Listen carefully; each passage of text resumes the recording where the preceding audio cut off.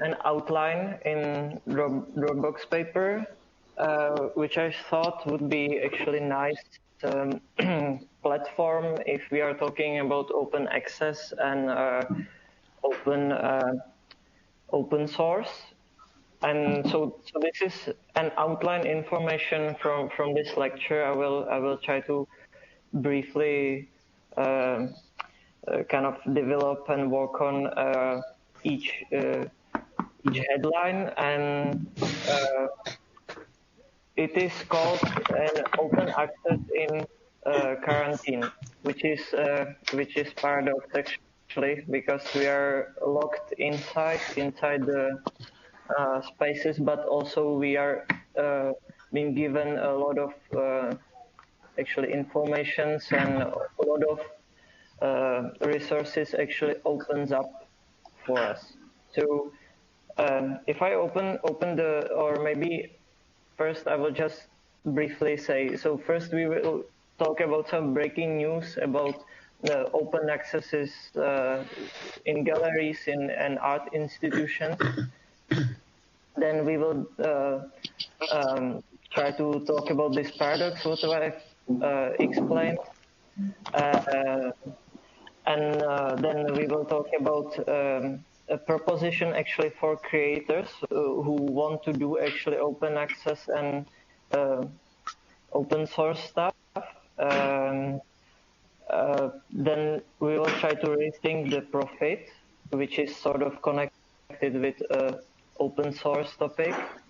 Then some quotes and some resources basically, and this is it. We will briefly start in the first section, which is breaking news.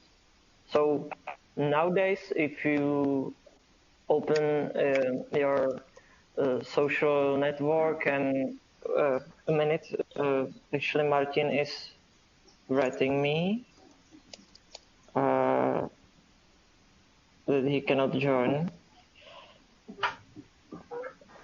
Sorry, so I just wrote him a login. So there is a lot of stuff going on in the newsfeed.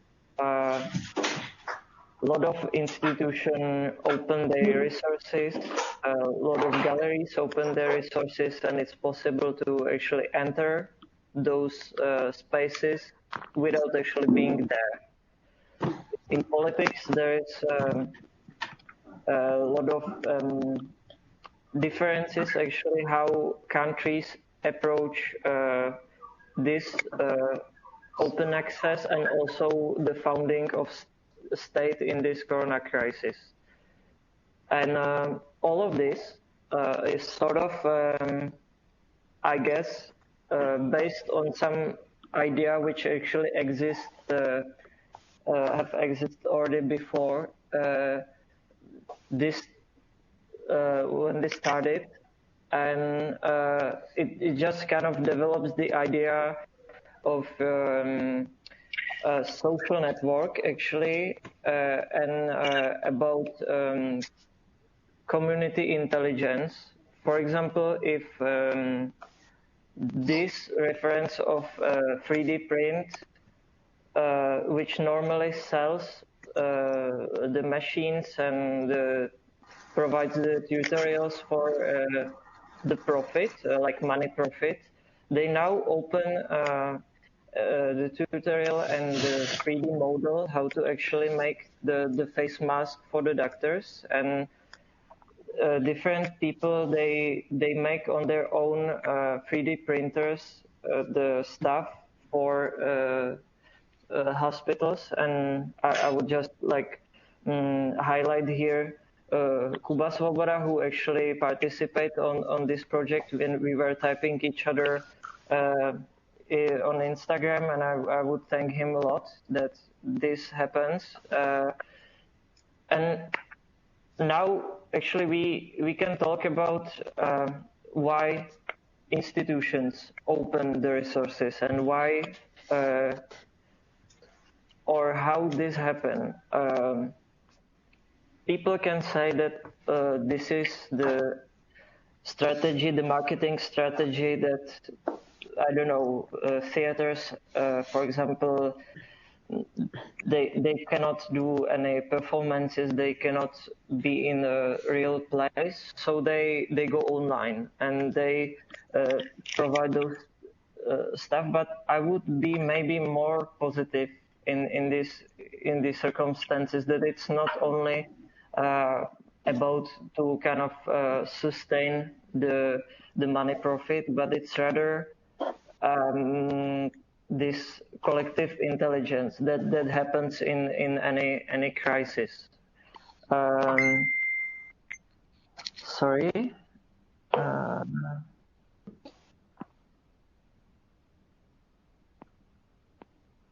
There is I don't know what is the problem with the link. Carolina can anyone send a message for Carolina so I can continue, please? This is collective intelligence, you know, so.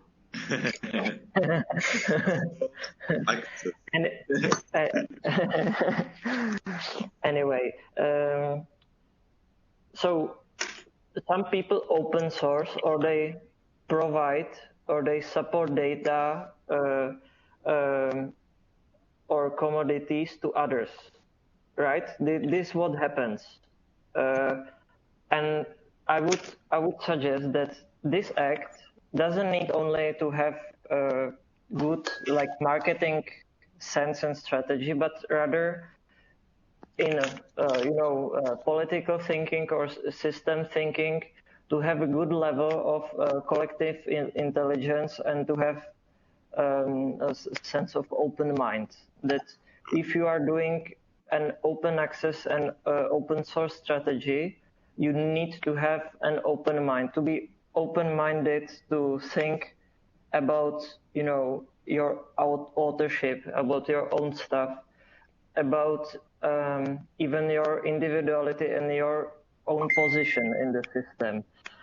And so there is a few references that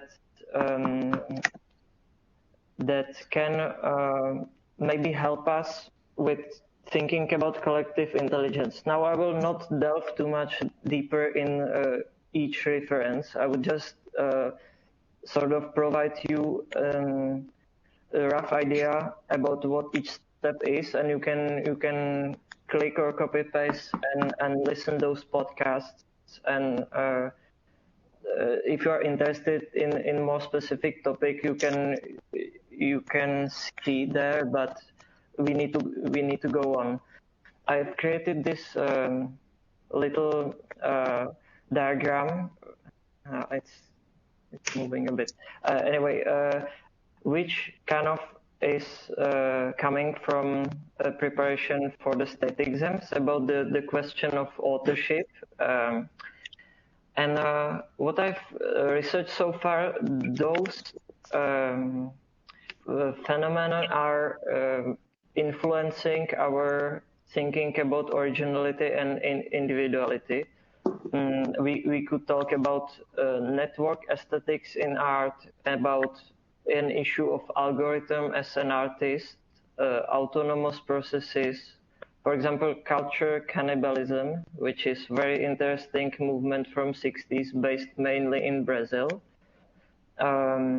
about post-production, appropriation, Creative Commons, and open source, about the issue of amateurism and professionalism, multidisciplinarity, collective intelligence, and blockchain, for example. Those things are influencing how do we now approach the open source, I would say. There's great arena channel which is called Open Source Design from Devin Halliday.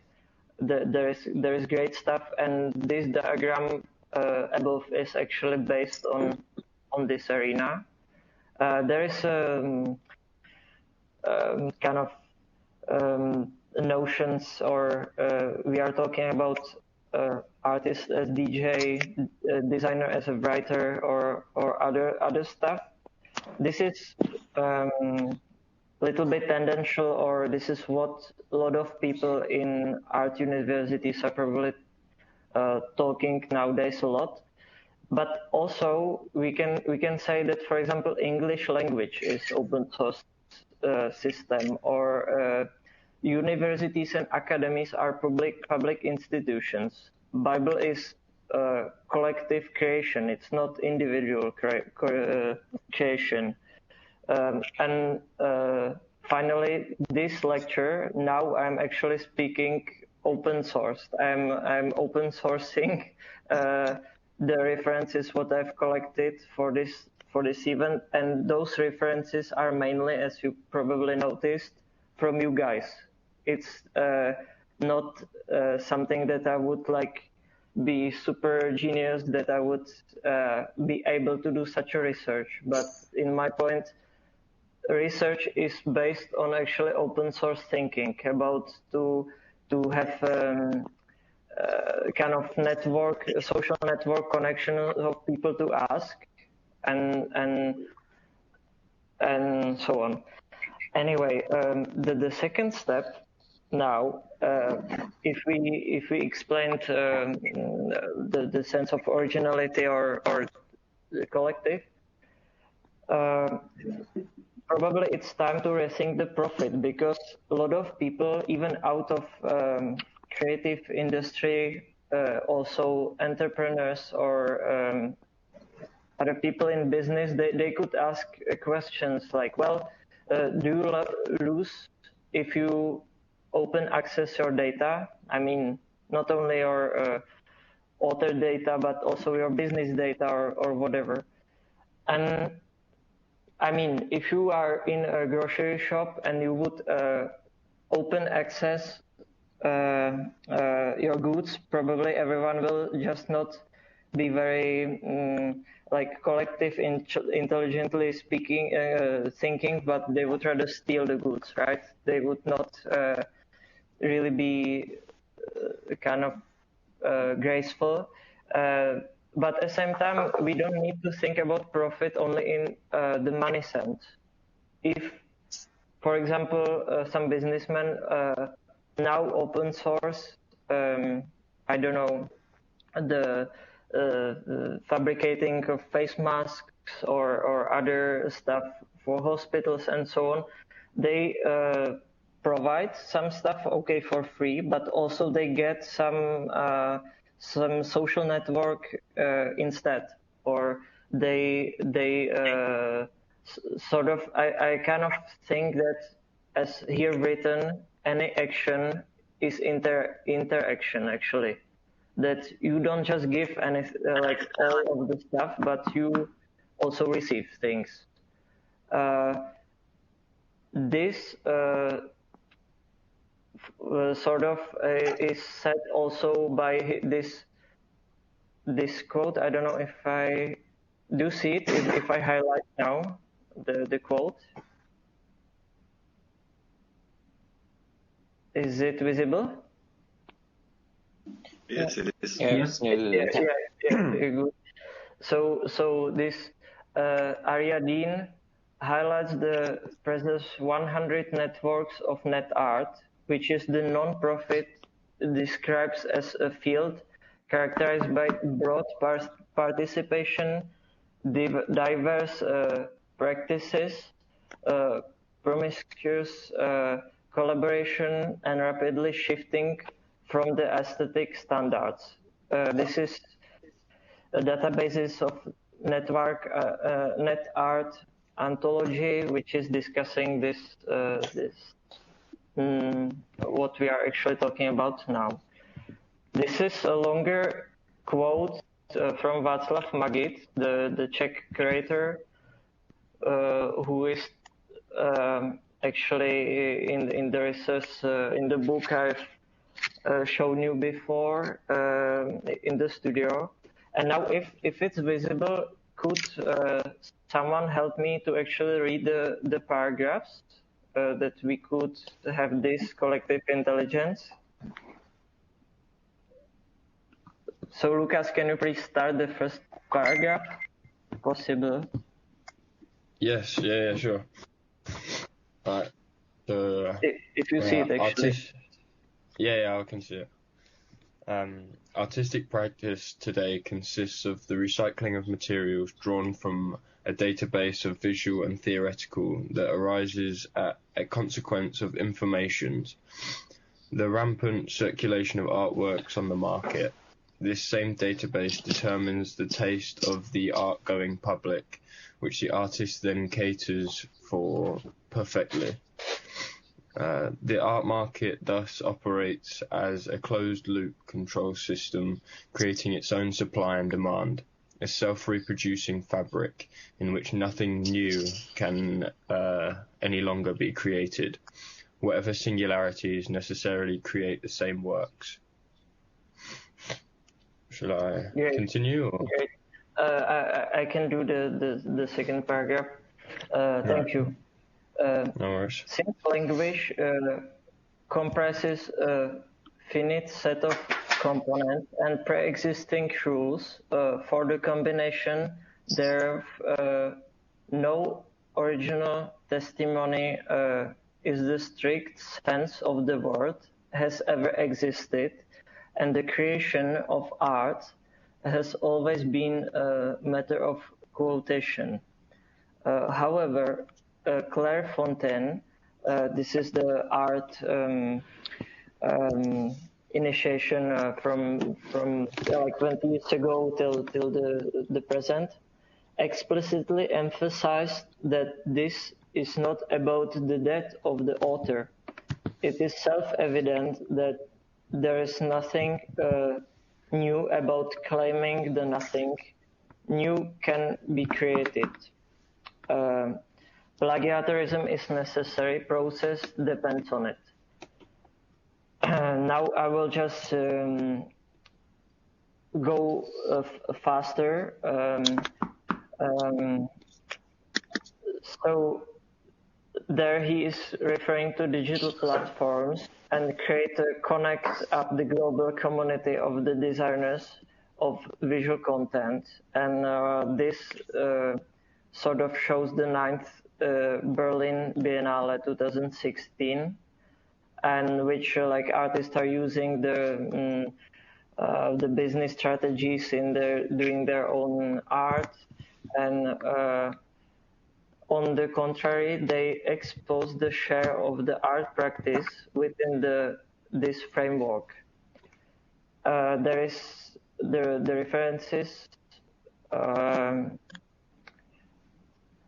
And now, for example, this is a resource from Jirka, which we were talking about actually how we could approach, or how any people could approach an open source project when they are, for example, doing the web design.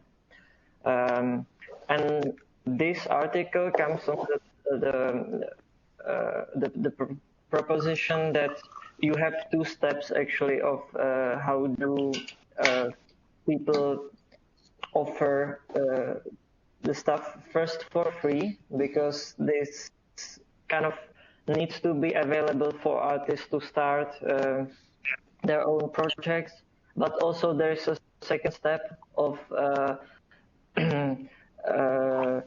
sort of have the different licenses, and you would have an extra steps, and you would have for like more content and project management if you pay a little for the license, which provides you not only the website as itself, but also the website as interface or as a tool, which we are probably talking a lot in a studio, but at the same time, it's nice that it's somewhere online written, sort of similar.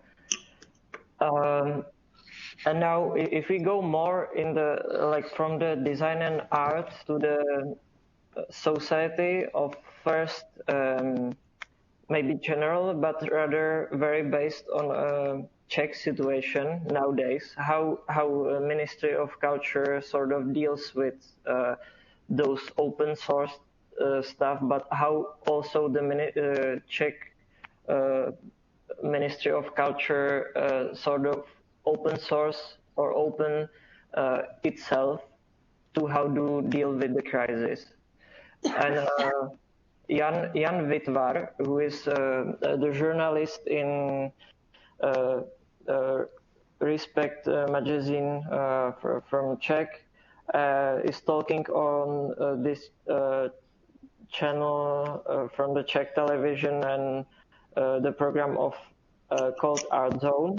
There is the link, and he's saying that all of those open source stuff in museums, but also with those tutorials and stuff, is proof of creativity.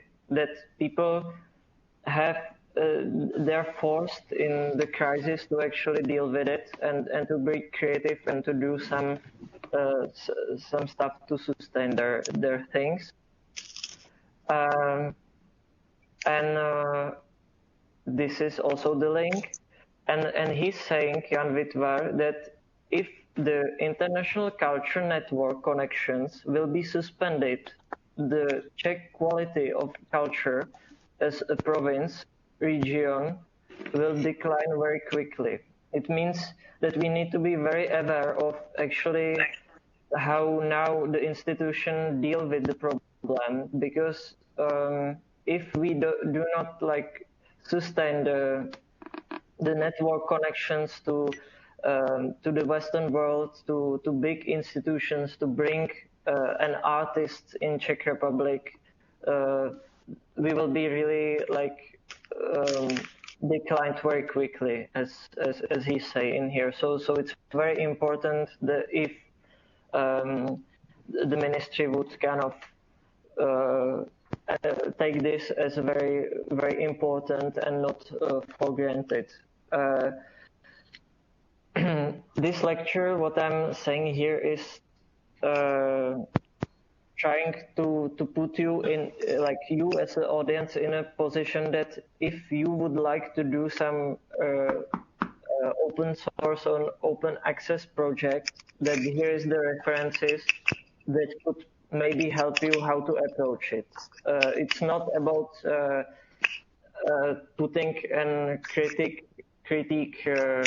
towards the situation of what is going on, but rather to collect those references. There in the art zone, they are saying that the most affected by the upcoming economic crisis will be the people who are actually in backstage of art industry, who are curators, dramaturgists, theorists, and also and mainly the alternative institutions who are regional, who are out of the sort of like collective, the state institutions, who are really have no money to kind of sustain the team to have people. And the Minister of Culture, who is Lubomír Zaorálek, is trying to get from the state 1.5 million of Czech crowns. And interesting is, in this topic, if you are talking about open access, the second step in here, second point, first is, of course, to cover the most damage initiatives, but also to support the digitalization of the institution. To support sharing of those art institutions in social networks, and to get the information from the audience through this digital platforms, which is kind of interesting because in Czech circumstances, this foundation for the digital like social connections are not very usual, and let's see if this is not too much positive, but if this happens, it's something good out of out of the Corona crisis also. And now I will just read this last quote when we come for just the open sources actually, which might be some model sentence maybe for what is the actually breaking step as the Corona crisis through how do we approach the our thinking about all of those topics we have discussed. This artist is saying on this link through the article, social engage project for the artist in New York. She's doing. No matter how hard many may wish to continue with the old cruel way of business, the rest will have been practicing something else, and this is care. And this little idea will force most to accept that it is a new world, no matter what happens tomorrow. Each day is another day, further from the earth we once knew. So maybe this is really something what probably is going to change our thinking. But really, we cannot know at the moment what is going on. This is just like what I have been able to collect about those topics at the moment after whatever 2 weeks of what is happening. This is only now for you. If you would be interested of any of those resources, you can click on. You can look an hours for actually many things which are provided now online.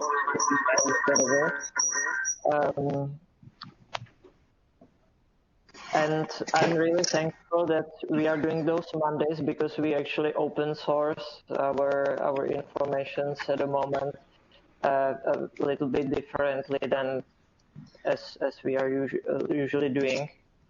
I wouldn't even comment those links probably. I think it's really about your choice what you choose, and I would rather now open it for the like open discussion if possible. If you see it a similar way that in the positive thinking, this crisis would rather open the open source stuff even more than it's now, or if it's going to close as we see it for example in Hungary. Now, of course, it could be taken badly, but I would rather think positively in these circumstances anyway. Yeah. Anyone have something to say? Yeah, thank you very much. Yes, It was, thank you. a good presentation. I've got a book I bought the other day. I don't know if you can see on my screen. Is it up? Yeah. It's called Hippie Modernism, The Struggle for Utopia. Which, I kind of just got into it, but just reading the preface, I wrote down a quote, which I'll read out quickly. So it states, in a larger context of the counterculture, the hippie modern sought a recuperation of the avant-garde's utopic dream of integrating art into everyday life. It did so by fusing art and politics and by creating alternative ways of living and thus producing the artifacts, rituals and experiences that were necessary for this new life. So, yeah, it's about the pretty much after like the war and stuff in the 60s, the hippie movement, but it's not just the hippie movement, but there was a load of artists, designers, architects that were doing all of this radical design and imagined a whole new way of life, also kind of going against this capitalist society that was growing rapidly in America. And yeah, I just feel like a lot of the ideas are very relevant right now in this kind of odd state that we're in. So yeah, it's a good book. I've only just sort of got into it, so I can't tell you all the details yet. But I can send a link to it. Great reference, definitely. Probably it's, even though each situation is different, we cannot get very much inspired after, the Second World War, what happened after that, or the last economic crisis have been probably very different than 2008, but still it's visible that art industry reacts, and probably these hippie movements are very relevant to talk about these days. Yeah, nice book. Thanks. Yeah. So where should I post a link? Have we? Oh, you can do it in here in the sidebar if you want, and Okay. I can collect it after for some arena. And obviously, I haven't been able to collect everything, or like if you came across, guys, some reference what would be relevant, I would be thankful later on. Yeah, so this is I've posted a link to It's Nice That. They wrote a small article about it as well, which kind of condenses it down. But yeah, you can also just find the book through that. Great. So Nice NUD is the new normal.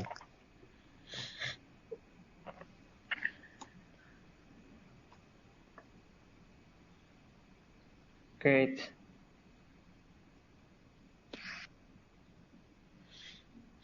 I will share one link also. I was sure that you would propose some. It's a book called Politics of New Media and Why We Need Open Access Now. And it's a collection of kind of short texts from a lot of people. Am I supposed to post the link in the Dropbox paper? Yeah. Yeah. Please. So give me a second. I didn't start to read it, but I think it's going to be pretty interesting.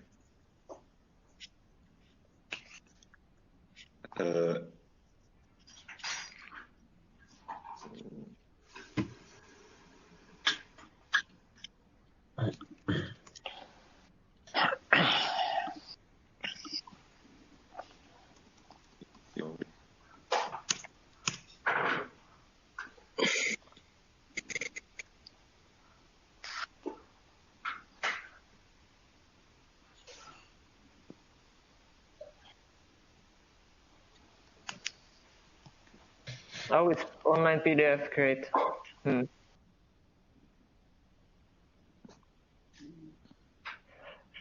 Yeah, because I was discussing this right with Honza Stuklik, with Jirka, with many people, because I kind of think that even though there is great lectures in the school, this topic is not fully discussed, or it's maybe even still emerging. For example, I remember Pavla in some lectures. Pavla Poknerova is talking about the Creative Commons, and but I unfortunately lost the notes from the lecture. So if I would be happy if someone also can find and kind of dig in those notes, because it was interesting. Creative Commons are, I think, influencing us as designers a lot. Like, or I mean, the idea out of it. So yeah, I'd like to read some stuff. I've actually just posted another link on the Dropbox, and I looked on It's Nice That, and I've seen the United Nations have issued a brief to all designers to help fight coronavirus. Oh, great. Yeah, so it's kind of like an open call. I saw it yesterday Mm. on a Twitter, because someone was there was someone saying something like, you all artists should sit on your asses at home and stop Oh my god. useless campaigns for I guess so. someone posted this under this tweet, so I was researching it. Yeah. Great. For me, it's kind of interesting how it comes on the surface now. Actually, the necessity of the creative fields for the society, and I would really be sad if Czech institution and Czech Ministry of Culture wouldn't support that, because in the Zaorálek is saying in the interview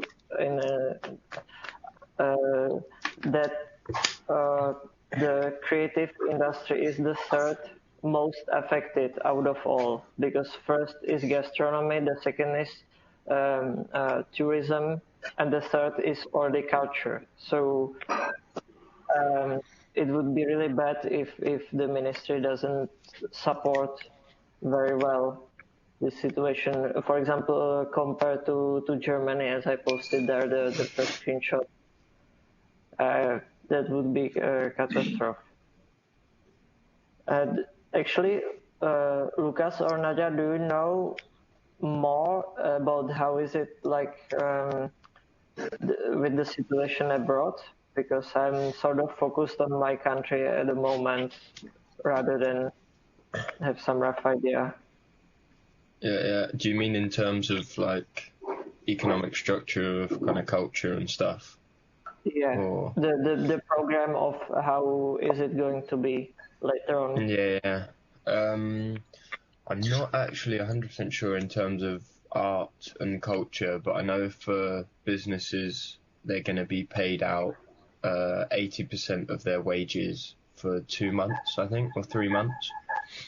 And that goes for all kind of service jobs or like restaurants, bars. But yeah, I think I'm not sure if they're putting money into art and culture at the moment. Maybe it's something to look into. Could be interesting. Yeah.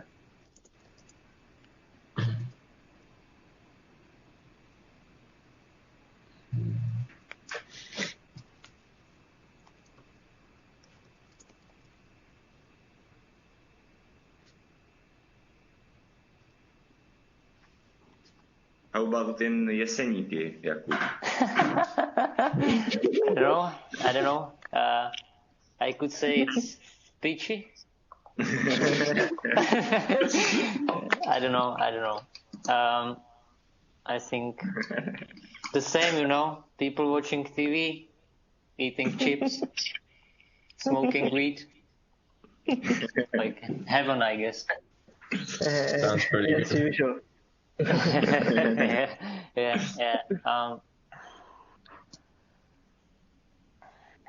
That's all I have with this topic. Yeah. For example, the topic with for example, what the museums or gallery would should they do in this kind of age. I think it's really good topic, but for example, the wave of something like the online podcast and online galleries, etc. It's I don't know if it's a good example how to do it, or if it's this solution of the problem, For example, I don't know if, for example, the online gallery, the online exhibition make sense, because for example, on the 90s with net art, there was some of these experiments, right? You go to the websites and you see some art stuff, and you can click on a wine, or you can click on some desserts or something, and it was like fun. It was like I think it was like a joke, more like solution of online problem with the culture itself. But yeah, it's. But it depends on the type of exhibition, isn't it? It does, probably. Yeah. Of course, it's not the best form for every exhibition, but it depends.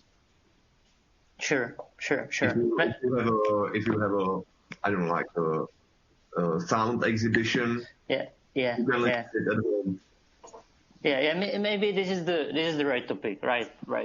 It's a problem of the objects, of the real objects, right?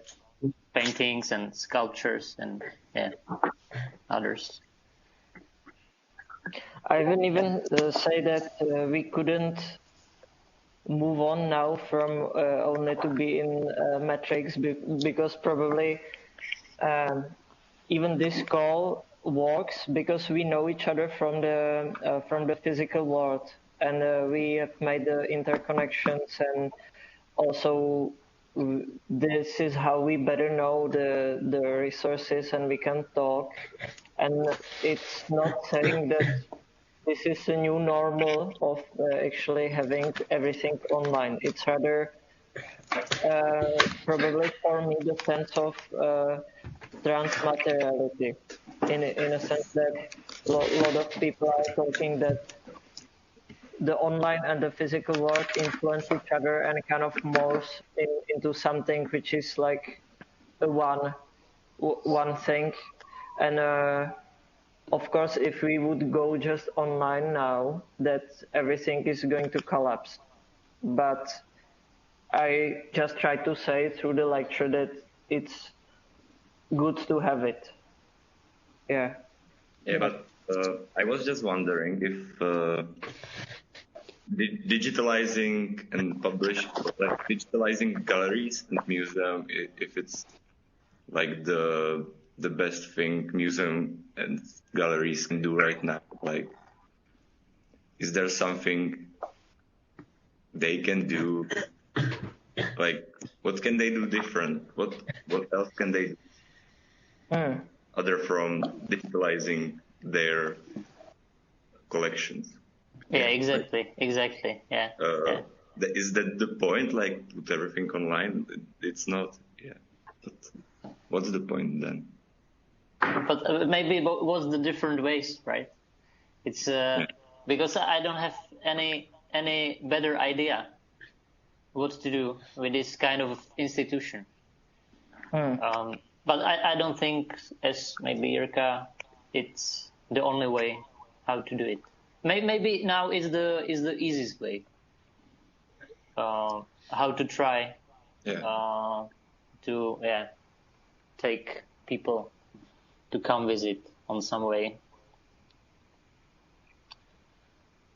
But maybe it's good, right? Maybe it's the end of this institution. Maybe it's end of maybe it's end of catalogs. Maybe it's end of some era of art. If I will be really pessimistic, and I say we should stay home. next 20 years, or I don't know. So yeah. Till the year 2046, I think. Definitely. Yeah. But it's for example, the only way. What should designers do? Maybe it's not the question for us to make some problem with this institution, culture institution, because we are designers. We just don't do only work for culture institution. It's work for example, in Czech Republic, it's a work for very little number of designers, I think. They could live with work on culture institution, and I think it's we can think what to do better in the other of the field than the culture institution. What we think about it, right? Museums, galleries.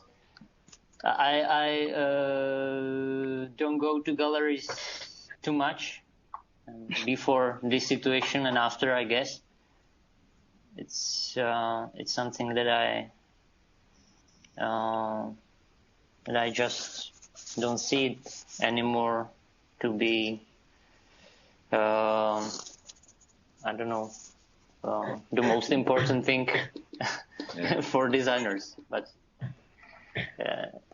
definitely. But what I think that in the interview from the ministry have been said is not like to only support or maybe it's only my wish. But let's see. It's not about this aim of going galleries online, but rather to open up the galleries in a sense of.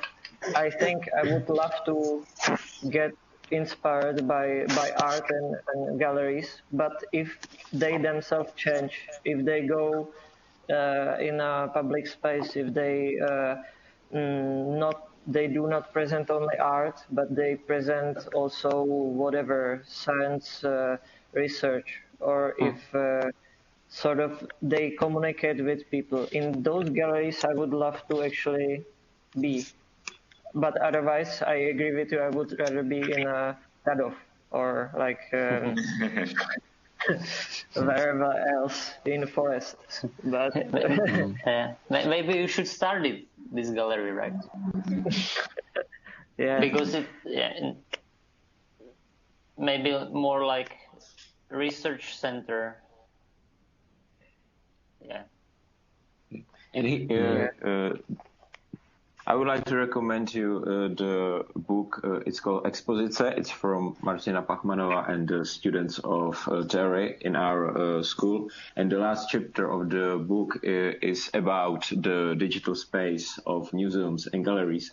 And there is the one website. I send you the link into the Dropbox.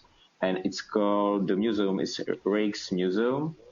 And there you can be, every user is a curator, and you can choose the pictures and art pieces and put them to the new group. So you are the curator. So this is one of the I like that. Yeah, this is one of the nice examples how galleries react on this situation. Yeah, I started thinking about like online collaborative tools like Figma, because we were doing some job with VTech at this time, and like the collaboration of Figma was the smoothest. Like we made a website on Wix and InDesign document for some browser. But when we were working on Figma, it was like the smoothest. think of police. And that's also some way to like approach the crisis, to make the space online like more collaborative and like more close to normal world where you can share something together at real time. And what do you think about communication with our school right now? Because, for example, Scholastica school that they makes a real online presentation for their students, and at UPRUM we have only the email communication and task what we have to do. So, what do you think about it, for example? I think it's great. I think it's great because this is the school. This is the more school than ever, because it's your time now. It's your time. Do what you want to do, and nobody cares, right? Nobody. Parents, our parents, it's okay with this, or just we can smoking weed, be drunk all days, and on the other hand, we can work hard. What we see important. It's more school than ever. We can do